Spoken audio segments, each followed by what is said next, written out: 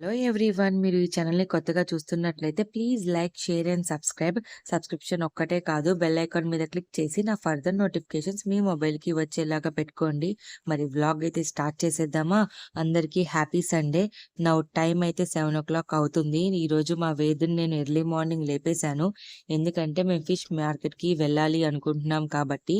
వాడు రోజు early morning లెగవగానే నేనైతే ఫస్ట్ వాటర్ తాగిపిచ్చేస్తాను. తర్వాత బ్రేక్‌ఫాస్ట్ పెట్టుకుంటాను. బ్రేక్‌ఫాస్ట్ పెట్టుకునే టైం లేదు. అందుకే నేనైతే ఎగ్ ఇచ్చేసాను. ఎందుకంటే వాడు అక్కడికెళ్ళాక ఏ టైం అయితదో, వాడికి ఆకలేస్తదేమో అని చెప్పి ఆలోచించి నేనైతే ఎగ్ ఇచ్చేసాను. వాడు తిన్న తర్వాత మా దగ్గరలో ఉన్న మంగళగిరి బైపాస్ దగ్గర ఫిష్ మార్కెట్‌కైతే రీచ్ అయిపోయాము. ఇవన్నీ షాప్స్ చూడండి ఎలా ఉన్నాయో లాస్ట్ వరకు. ఇక్కడ చేపలు, రొయ్యలైతే చాలా ఫ్రెష్‌గా ఉన్నాయి. సండే కదా!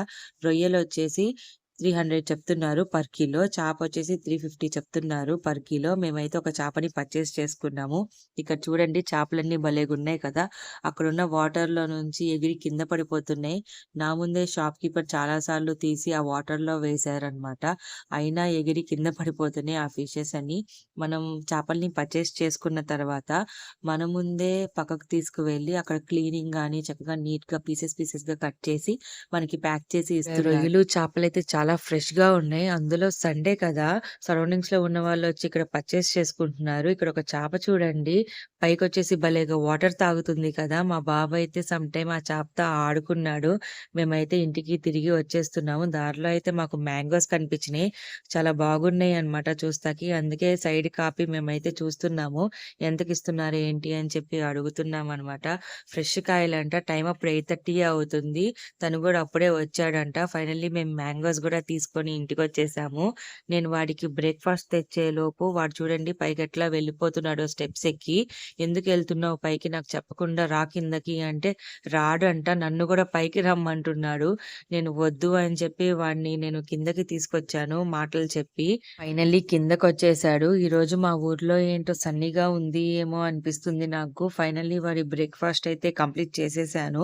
ఒక హాఫ్ అన్ అవర్ ఆగిన తర్వాత వాడి కోసం నేను మిల్క్ తీసుకొనొచ్చాననమాట. మిల్క్ తాగు అంటే, లేదు నేను పైకెళ్తా అని చెప్పి వాడు అట్లా స్టెప్స్ ఎక్కేస్తున్నాడు. రమ్మన్నా గాని దిగట్లేదసల కిందకి. సరే వాడు మిల్క్ తాగటం నాకు ఇంపార్టెంట్ కదా అని చెప్పి వాడితో పాటు నేను వెళ్తున్నాను పైకి. ఆ కొంచెం మిల్క్ తాగుతాకి అసల 1 అవర్ టైం తీసుకున్నాడు. మా ఇంట్లో అయితే ఈరోజు చేపల పులుసు అండ్ చేపల ఫ్రై అనమాట. సండే కదా!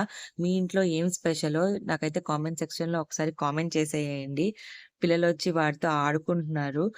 ఇప్పుడైతే వాడికి బాత్ టైమ్ అయింది. పిల్లలతో ఆడుకుంటున్నారు కదా అని చెప్పి నేనైతే వదిలేసాను. ఫైనల్లీ వాడి బాత్ కూడా కంప్లీట్ అయిపోయింది.